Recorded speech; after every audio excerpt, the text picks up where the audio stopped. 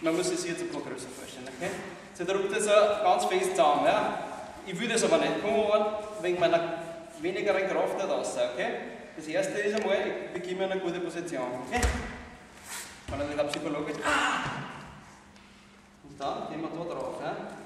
Die ganze Hand drückt da drauf. Okay? Wir holen, und der Finger oder der Daumen da vorne ist. Ja? Wir holen die ganze Kurve und hebeln einfach raus. Hoch weg und zurück. Okay? Ich will auf keinen Fall Faustschläge sehen. Ja? Das ist ein leichter Angriff, das ist mir unangenehm. Ich will ein bisschen nur mitteilen, ich befreie mich aus der Situation. Tauch weg und die Geschichte ist für mich erledigt. Okay? Probiert es einmal ganz vorsichtig. Pass auf, einmal nur schauen.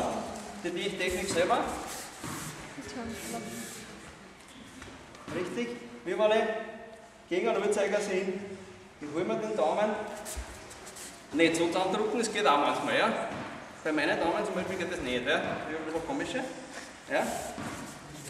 Wir holen uns das und drücken eigentlich da drauf und das so zusammen. Okay?